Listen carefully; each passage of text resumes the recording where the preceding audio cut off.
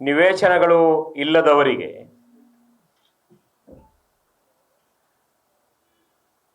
ಕಡಿಮೆ ದರದಲ್ಲಿ, ಅಂದರೆ ಉಚಿತವಾಗಲ್ಲ, ಕಡಿಮೆ ದರದಲ್ಲಿ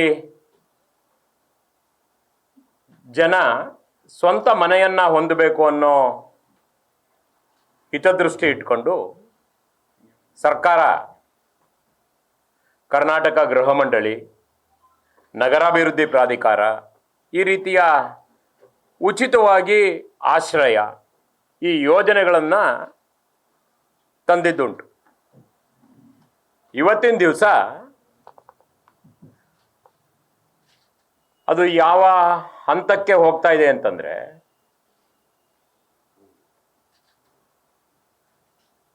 ಕರ್ನಾಟಕ ಗೃಹ ಮಂಡಳಿ ಮತ್ತು ನಮ್ಮ ನಗರಾಭಿವೃದ್ಧಿ ಪ್ರಾಧಿಕಾರ ಎರಡೂ ಕೂಡ ಜನರ ಹಿತವನ್ನ ಮರೆತು ಒಂದು ರೀತಿಯಲ್ಲಿ ರಿಯಲ್ ಎಸ್ಟೇಟ್ ಆಫೀಸ್ಗಳಾಗಿದೆ ಅಂತಂದ್ರೆ ಅದು ತಪ್ಪಾಗಲಾರದು. ನಾನು ನಿಮ್ಮೊಂದಿಗೆ ನಮ್ಮ ಶಿವಮೊಗ್ಗ ನಗರದ ನಗರಾಭಿವೃದ್ಧಿ ಪ್ರಾಧಿಕಾರದ ಕೆಲವು ಕರ್ಮಕಾಂಡಗಳನ್ನು ನಿಮ್ಮ ಮುಂದೆ ಬೆಳಕು ಚೆಲ್ಲುವಂತಹ ಪ್ರಯತ್ನವನ್ನು ಮಾಡ್ತೀನಿ. ಇತ್ತೀಚಿನ ದಿನಗಳಲ್ಲಿ ನಮ್ಮೂರಲ್ಲೂ ನಮ್ಮ ಜಿಲ್ಲೆಯಲ್ಲೂ ಸಾಕಷ್ಟು ಜನ ಗುತ್ತಿಗೆದಾರರುಗಳಿಗೆ, ಸ್ಥಳೀಯ ಗುತ್ತಿಗೆದಾರರುಗಳಿಗೆ, ನಗರ ಪಾಲಿಕೆ ಇರಲಿ ನಗರಾಭಿವೃದ್ಧಿ ಪ್ರಾಧಿಕಾರ ಇರಲಿ, ಇಲ್ಲೆಲ್ಲೂ ಕೂಡ ಅವರಿಗೆ ಕೆಲಸಗಳೇ ಸಿಗೋದಿಲ್ಲ.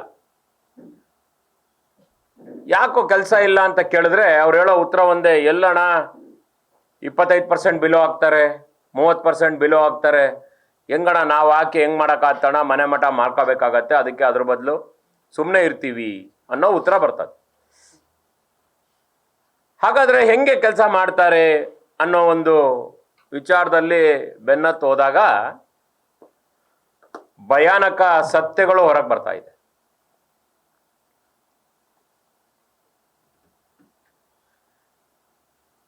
ಇತ್ತೀಚೆಗೆ ನಮ್ಮ 23ರ ಹೊಸ ಸರ್ಕಾರ ಬಂದ ನಂತರ, ಸುಂದರೇಶ್ ರವರ ಅಧ್ಯಕ್ಷರಾದ ನಂತರದಲ್ಲಿ ಸುಮಾರು ಕಾಮಗಾರಿಗಳಾಗಿದೆ. ಅದ್ರ ಬಗ್ಗೆ ಪೂರ್ತಿ ಮಾಹಿತಿ ತಗೊಳ್ಳಿಕ್ಕೆ ಆಗೋದಿಲ್ಲ. ಒಂದು 13 ಕಾಮಗಾರಿಗಳು ಪ್ರಾಧಿಕಾರದ ವತಿಯಿಂದ ನಡೆದಂಥವು. ಅದರಲ್ಲಿ ಸುಮಾರು 400 ಲಕ್ಷ ಅಂದರೆ ಒಂದು 40 ಕೋಟಿ ಚಿಲ್ಲರೆದು ಕಾಮಗಾರಿ ಆಗಿದ್ದರೆ, ಅದರಲ್ಲಿ 300 ಲಕ್ಷ ಚಿಲ್ಲರೆ, 30 ಕೋಟಿ ಚಿಲ್ಲರೆ ಪೇಮೆಂಟ್ ಕೂಡ ಆಗಿದೆ.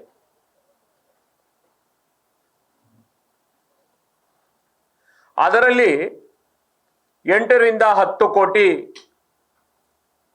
ಬೋಗಸ್ ಬಿಲ್ ಬರೆದಿದ್ದಾರೆ ಅಂತೇಳಿ, ನಾನು ಹೇಳಿದ್ರೆ ರಾಜಕಾರಣಿ, ನಾನು ಬೇರೆ ಪಕ್ಷದವನು ಹೇಳ್ತೀನಿ ಅಂತ ಆಗ್ತದೆ. ಅಫಿಡವಿಟ್ ಮಾಡಿ ಲೋಕಾಯುಕ್ತಕ್ಕೆ ಕೊಟ್ಟಿದ್ದಾರೆ. ಯಾರು? ಅಲ್ಲಿಯೇ ಕೆಲಸ ಮಾಡೋ ಗುತ್ತಿಗೆದಾರರು. ರಾಜ್ಯ ಮಟ್ಟದಲ್ಲಿ ಗುತ್ತಿಗೆದಾರರು ಸರ್ಕಾರದ ಮೇಲೆ ಕಂಪ್ಲೇಂಟ್ಗಳನ್ನು ಹೇಳೋದು ನೋಡಿದ್ವಿ ನಾವು ಪತ್ರಿಕೆಗಳಲ್ಲಿ, ಟಿವಿಯಲ್ಲಿ. ಇಲ್ಲಿ ಅದೇ ರೀತಿ ಇಬ್ರು ಗುತ್ತಿಗೆದಾರರು,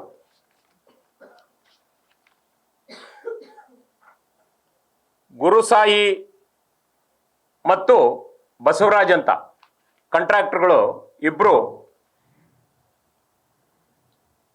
ಸೂಡಾದಲ್ಲಿ ನಡೆದಂತಹ ಕೇವಲ 13 ಕಾಮಗಾರಿಗಳ ಬಗ್ಗೆ, ಮತ್ತು ಪೂರ್ತಿ ಹೋಗಿಲ್ಲ, ಅವರು ಡೀಟೇಲ್ ಆಗಿ ಯಾವ ಕಾಮಗಾರಿ ಎಸ್ಟಿಮೇಟಲ್ಲಿ ಎಷ್ಟೆಷ್ಟು ಮೆಜರ್ಮೆಂಟ್ ಮಾಡಬೇಕು ಅಂತಿತ್ತು, ಏನೇನು ಗ್ರೇಡ್ನ ಕೆಲಸಗಳನ್ನು ಮಾಡಬೇಕು ಅಂತಿತ್ತು, ಏನೇನು ಮಾಡಿದ್ದಾರೆ, ಎಷ್ಟು ಮೀಟರ್ ಉದ್ದ ಕೆಲಸ ಮಾಡಬೇಕು ಅಂತಿತ್ತು, ಇವ್ರು ಎಷ್ಟು ಮಾಡಿದ್ದಾರೆ, ಈ ರೀತಿ ಇಂಚಿಂಚಲ್ಲೂ ಏನೇನು ಲೋಪ ಆಗಿದೆ ಅಂತ ಹೇಳಿ ಕಾಮಗಾರಿಗಳ ಬಗ್ಗೆ ಮೊದಲು ಪ್ರಾಧಿಕಾರದ ಆಯುಕ್ತರಿಗೆ ಕಂಪ್ಲೇಂಟ್ ಕೊಟ್ಟರು, ಉಪಯೋಗ ಆಗಲಿಲ್ಲ. ಅಲ್ಲಿ ಇನ್ಚಾರ್ಜ್ PWD ಎಕ್ಸಿಕ್ಯೂಟಿವ್ ಇಂಜಿನಿಯರ್ ಇರ್ತಾರೆ, ಅವರಿಗೆ ಕಂಪ್ಲೇಂಟ್ ಕೊಟ್ಟರು, ಉಪಯೋಗ ಆಗಲಿಲ್ಲ. ಜಿಲ್ಲಾಧಿಕಾರಿಗಳ ಕಚೇರಿಯಲ್ಲಿ ಇರ್ತಾರೆ ಎಕ್ಸಿಕ್ಯೂಟಿವ್ ಇಂಜಿನಿಯರ್ ಒಬ್ರು, ಪ್ರಾಧಿಕಾರದ ಮೇಲ್ವಿಚಾರಕರು, ಅವರಿಗೆ ಕೊಟ್ಟರು, ಉಪಯೋಗ ಆಗಲಿಲ್ಲ. ಆ ನಂತರದಲ್ಲಿ PWD ಚೀಫ್ ಇಂಜಿನಿಯರ್ ಅವರ ಗಮನಕ್ಕೆ ಕೂಡ ತರ್ತಾರೆ. ಎಲ್ಲೂ ಆಗದೇ ಇದ್ದಾಗ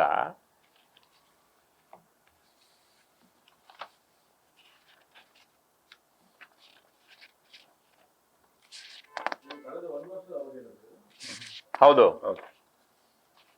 ಎಲ್ಲೂ ಏನೂ ಇವರಿಗೆ ಅನುಕೂಲ ಆಗದೇ ಇದ್ದಾಗ 16/7/25ಕ್ಕೆ 16/6/2025ಕ್ಕೆ ಮುಖ್ಯ ಅಭಿಯಂತರರು ಚೀಫ್ ಇಂಜಿನಿಯರ್ ಲೋಕೋಪಯೋಗಿ ಶಿವಮೊಗ್ಗ ಇವ್ರಿಗೆ ಕಂಪ್ಲೇಂಟ್ ಮಾಡ್ತಾರೆ. ಅಲ್ಲೇನೂ ಕಾಣಲಿಲ್ಲ ಅಂತೇಳಿ ಕೊನೆಗೆ 16/7/2025 ಲೋಕಾಯುಕ್ತಕ್ಕೆ ಕಂಪ್ಲೇಂಟ್ ಕೊಡ್ತಾರೆ. ಯಾರ್ಯಾರ ಮೇಲೆ ಕೊಡ್ತಾರೆ? ಪ್ರಾಧಿಕಾರದ ಆಯುಕ್ತರು, ಅಂದ್ರೆ ಯಾರ್ಯಾರು ಅಲ್ಲಿ ಸಿಗ್ನೇಚರ್ ಮಾಡಿದ್ದಾರೆ ಬಿಲ್ಗಳಿಗೆ ಅವ್ರ ಮೇಲೆ. ಪ್ರಾಧಿಕಾರದ ಆಯುಕ್ತರಿಗೆ ಕೊಡ್ತಾರೆ, ವಿಶ್ವನಾಥ ಪಿ ಮುದ್ದಜ್ಜಿ ಅಂತ. ನಾಗೇಶ್ ಅಂತೇಳಿ ಎಕ್ಸಿಕ್ಯೂಟಿವ್ ಇಂಜಿನಿಯರ್ ಇನ್ಚಾರ್ಜ್, ಅವ್ರಿಗೆ ಕೊಡ್ತಾರೆ. ನಡಾಫ್ ವಿ ಬೇಗಂ ಅಂತ ಎಕ್ಸಿಕ್ಯೂಟಿವ್ ಇಂಜಿನಿಯರ್ ಇನ್ಚಾರ್ಜ್ ಸುಡಾ, ಅವರಿಗೆ ಕೊಡ್ತಾರೆ, ಅವ್ರ ಮೇಲೆ ಕೊಡ್ತಾರೆ. ಬಸವರಾಜಪ್ಪ MR AEE ಸುಡಾ, ಅವರ ಮೇಲೆ ಕೊಡ್ತಾರೆ. ಅದಾದ ನಂತರದಲ್ಲಿ ವೀರಗಂಗಾಧರ ಸ್ವಾಮಿ AE ಸುಡಾ, ಅವ್ರ ಮೇಲೆ ಕೊಡ್ತಾರೆ. ನಂತರದಲ್ಲಿ ದಿನೇಶ್ JE ಸುಡಾ, ಇವ್ರ ಮೇಲೆ ಕೊಡ್ತಾರೆ. ಇವ್ರ ಕಂಪ್ಲೇಂಟ್ ಕೊಟ್ಟ ಮೇಲೆ ಕೆಲವು ನಾಟಕಗಳು ನಡೆಯುತ್ತೆ. ಇಲ್ಲೆಲ್ಲಿ ಕೊಟ್ಟರು ಏನೂ ಆಗಲ್ಲ. ಲೋಕಾಯುಕ್ತ ಕೊಟ್ಟ ಮೇಲೆ ಅವರನ್ನ ಕರ್ಸೋದು, ಅವರಿಗೆ ಮನವೊಲಿಸೋ ಪ್ರಯತ್ನ ಮಾಡೋದು, ಲಂಚ ಕೊಡಕ್ಕೆ ಹೋಗೋದು, ಕಂಪ್ಲೇಂಟ್ ವಾಪಸ್ ತಗೊಳ್ಳಕ್ಕೆ, ಆ ನಂತರದಲ್ಲಿ ಬೇರೆ ಗುತ್ತಿಗೆದಾರರ ಹತ್ರ ಸ್ವಲ್ಪ ಭಯ ಹುಟ್ಟುವಂಥ ಮಾತುಗಳನ್ನು ಆಡಿಸೋದು, ಇದೆಲ್ಲ ಕೂಡ ನಡೀತದೆ. ಅವ್ರು ಯಾವುದಕ್ಕೂ ಜಗ್ಗದೆ ನಾನು ನಿಮ್ಮ ಲಂಚ ತಗೊಳಕ್ಕೆ ನಾನು ಕಂಪ್ಲೇಂಟ್ ಕೊಟ್ಟಿಲ್ಲ, ನಾನೊಬ್ಬ ಕಾಂಟ್ರಾಕ್ಟ್ರು, ನನಗೆ ಕೆಲಸ ಬೇಕು, ಕೆಲಸಕ್ಕೆ ಪ್ರಯತ್ನ ಮಾಡಿದೆ, ಯಾಕೆ ಹಿಂಗಾಗ್ತಾ ಇದೆ ಅಂತ ನೋಡಿದಾಗ ಇದು ಸಿಕ್ಕಿದ್ದಕ್ಕೆ ಅದ್ರ ಮುಂದೆ ಈಗ ಆಗಬಾರ್ದು ಅಂತೇಳಿ ಕಂಪ್ಲೇಂಟ್ ಕೊಟ್ಟಿದ್ದೀನಿ ಅಂತ ಅವ್ರು ಹೇಳ್ತಾರೆ. ಎಷ್ಟು ಮಟ್ಟಿಗೆ ಇಲ್ಲಿ ಅವ್ಯವಹಾರಗಳು ನಡೆದಿದೆ ಅಂತಂದ್ರೆ, ಪೂರ್ತಿ ಇಷ್ಟು ಕಾಮಗಾರಿಯಲ್ಲಿ ಅವೈಜ್ಞಾನಿಕವಾಗಿ ಮತ್ತು ಕಳಪೆ ಕಾಮಗಾರಿಗಳು.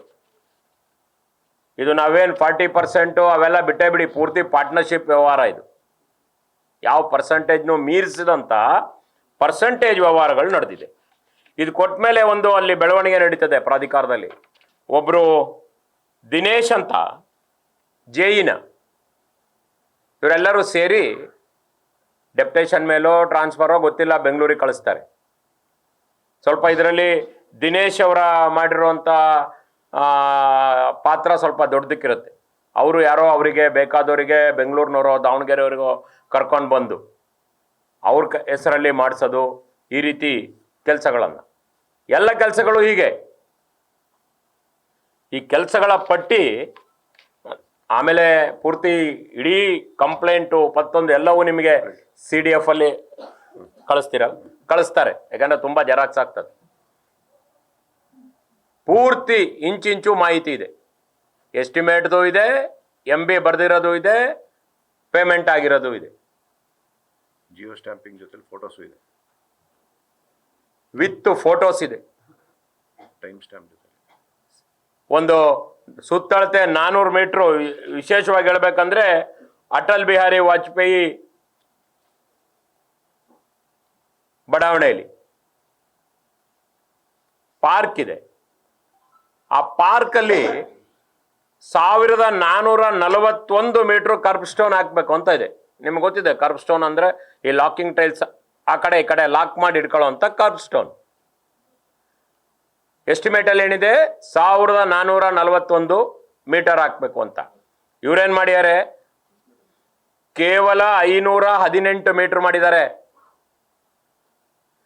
ಕೇವಲ 518 ಮೀಟರು. ನಾನು ಉದಾಹರಣೆಗೆ ಇದೊಂದೆರಡು ಕೆಲಸ ಹೇಳ್ತೀನಿ ನಿಮಗೆ. 920 ಮೀಟರ್ ದುಡ್ಡಿದೆಯಲ್ಲ ಪೂರ್ತಿ ಫ್ರಾಡ್, ಆದರೆ ಬಿಲ್ ಮಾತ್ರ ಪೂರ್ತಿ ಬರ್ಕೊಟ್ಟಿದ್ದಾರೆ ಅಂತೇಳಿ ಕಂಪ್ಲೇಂಟ್ ಮಾಡಿದ್ದಾರೆ.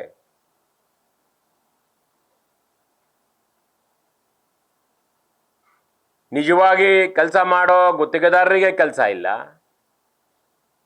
ಆ ಬಡಾವಣೆಗೆ ನ್ಯಾಯ ಕೊಡಿಸೋವಂಥ ಕೆಲಸ ಇಲ್ಲ. ಲೂಟಿ ಯಾವ ಸಂಸ್ಥೆಗಳಿಂದ ನಾಗರಿಕರಿಗೆ ಅನುಕೂಲ ಆಗಬೇಕು ಅಂತೇಳಿ ಸಂಸ್ಥೆಯ ಉದ್ದೇಶ ಇದೆ, ಅದು ಸಾರ್ಥಕ ಆಗೋದಿಲ್ಲ. ಈ ರೀತಿಯಲ್ಲಿ ಇನ್ನೊಂದು ಉದಾಹರಣೆ ಹೇಳಲಿಕ್ಕೆ ಬಯಸ್ತೇನೆ ನಿಮಗೆ. ಊರ್ಗಡೂರಲ್ಲಿ ರಸ್ತೆ ಮಾಡಿದ್ದಾರೆ, ನೀವು ಹೋಗಿ ನೋಡಬೇಕು. ಇವತ್ತಿನ ಲೇಟೆಸ್ಟ್ ಟೆಕ್ನಾಲಜಿದ ಎಸ್ಟಿಮೇಟ್ಗಳಿದ್ರೂ ಕೂಡ ಆ ಮಾಡಿರೋ ರಸ್ತೆ ನೋಡಿದ್ರೆ ನಿಮಗೆ ಗೊತ್ತಾಗತ್ತೆ. ಆಮೇಲೆ ರಸ್ತೆಗೆ ಮಣ್ಣು ಬೇಕು. ಮಣ್ಣೆಲ್ಲಿಂದ ತೆಗೆದಿದ್ದಾರೆ? ಅದೇ ಲೇಔಟಿಂದ ತೆಗೆದಿದ್ದಾರೆ.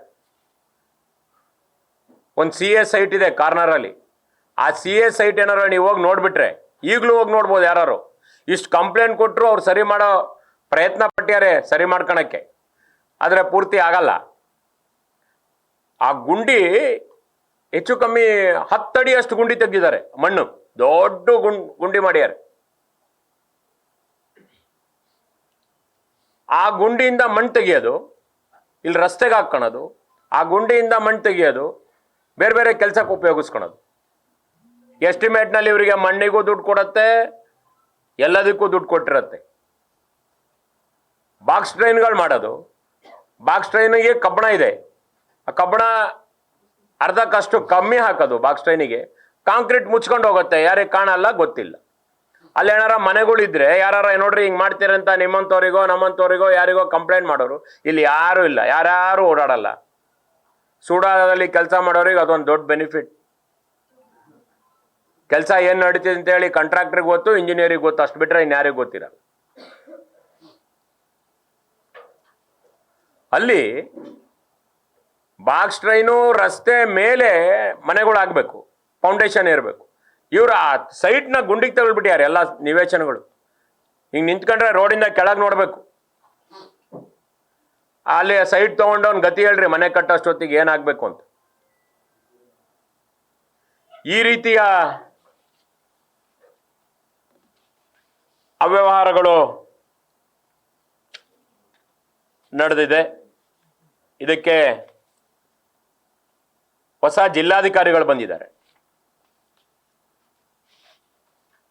ಜಿಲ್ಲಾಧಿಕಾರಿಗಳಿಗೆ ನಾನು ಒತ್ತಾಯವನ್ನ ಮಾಡ್ತೇನೆ, ಈ 13 ಕಾಮಗಾರಿ ಅಷ್ಟೇ ಅಲ್ಲ,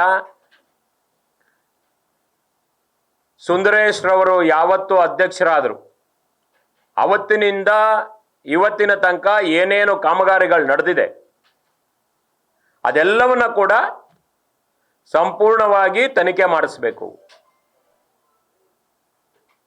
ಈ ಎಷ್ಟು ಮಿಸ್ಯೂಸ್ ಆಗಿದೆ ಹಣ, ಅದನ್ನ ವಾಪಸ್ಸು ಪ್ರಾಧಿಕಾರಕ್ಕೆ ಕಟ್ಟಿಸ್ಬೇಕು ಅನ್ನೋದು ಒತ್ತಾಯ ನಮ್ದು.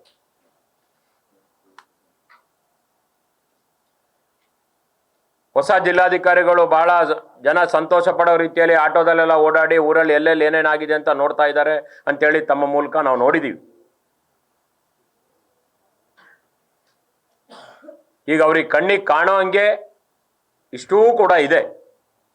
ಇದರ ಬಗ್ಗೆ ಅವರು ಈ 13 ಕಾಮಗಾರಿಗಳ ಜೊತೆಗೆ ಮತ್ತೆ ಏನೇನು ವ್ಯವಹಾರಗಳಾಗಿದೆ, ಇನ್ನೊಂದು ಹೇಳಲಿಕ್ಕೆ ಮರ್ತೆ, 1 ಕೋಟಿ ರೂಪಾಯಿ ಖರ್ಚಲ್ಲಿ ಪ್ರಾಧಿಕಾರದ ಕಚೇರಿಯನ್ನ ನವೀಕರಣ ಮಾಡಿದ್ದಾರೆ. ಆ ನವೀಕರಣ ಮಾಡಿದ್ರ ಜೊತೆಗೆ ಇನ್ನೊಂದು 18,45,000 ರೂಪಾಯಿದೊಂದು ಎಸ್ಟಿಮೇಟ್ ಮಾಡ್ಯಾರ. 18,45,000 ರೂಪಾಯಿದು ಇನ್ನೊಂದು ಎಸ್ಟಿಮೇಟ್ ಮಾಡ್ಯಾರ. ಕಾರಣ ಏನಪ್ಪಾ ಅಂತಂದ್ರೆ,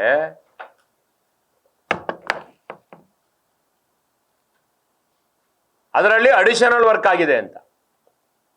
1 ಕೋಟಿ ಕಾಮಗಾರಿಲೇ 108 ಅವ್ಯವಹಾರ.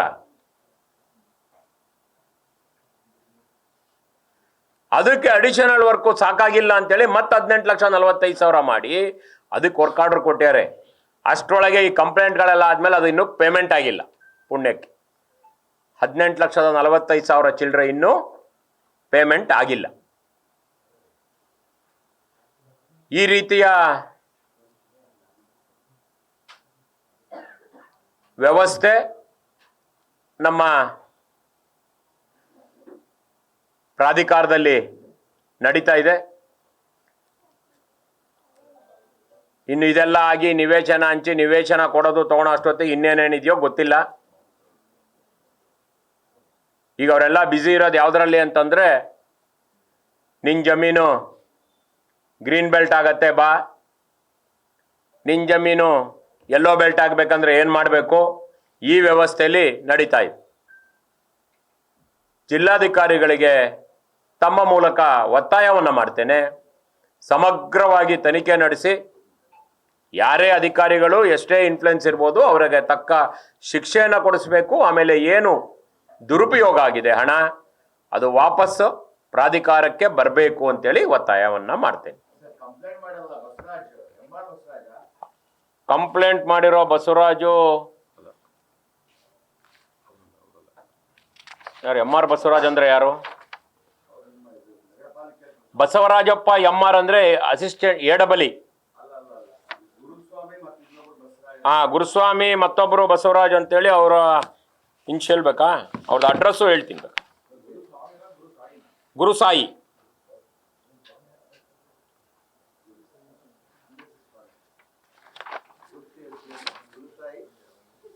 ಗುರುಸಾಯಿ ಒಂದ್ ನಿಮಿಷ ಹೇಳ್ತೀನಿ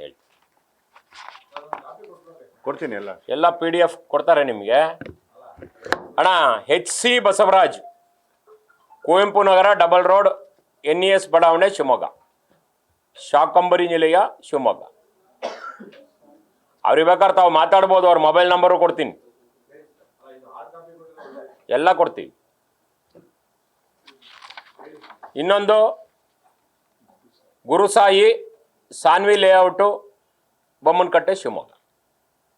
ಇವರು ಎಲ್ಲ ಯಾರ್ಯಾರು ಯಾವ ರೀತಿ ಎದುರಿಸ್ಬೇಕೆಲ್ಲ ಎದುರಿಸ್ಬಿಟ್ಟಾರೆ. ಇನ್ಯಾರು ಹೋಗಿ ಎದುರಿಸಿದ್ರು ಅವ್ರೇನು ಎದುರೋ ಸ್ಟೇಜಲ್ಲಿ ಏನಿಲ್ಲ. ಅಲ್ಲ, ನಿಮ್ಮ ಗಮನಕ್ಕೆ ತಂದೆ. ಮೊಬೈಲ್ ನಂಬರ್ ಬೇಕಾ? ಆಗ್ತಾ ಇದ್ದೀನಿ ಎಲ್ಲರಿಗೂ. ನಮ್ಮ ನಗರ ಜನತಾದಳದ ಏನು ವಾಟ್ಸಪ್ ಗ್ರೂಪ್ ಇದೆ, ಮೀಡಿಯಾ ಗ್ರೂಪ್ ಇದೆ, ಅದಕ್ಕೆ ಕಂಪ್ಲೀಟ್ ಡಾಕ್ಯುಮೆಂಟು ವಿತ್ ಫೋಟೋಸು ಅಂದರೆ ಬೇಕಾ? Mobile number 7899345590. ಇದು ಬಸವರಾಜ್ ಅವ್ರದ್ದು. ಇನ್ನು ಗುರುಸಾಯಿ DL ಇವ್ರದ್ದು 9686258441. ಇವರು ಬೊಮ್ಮನಕಟ್ಟೆ, ಸಾನ್ವಿ ಲೇಔಟ್. ಅಲ್ಲ, ಇವರು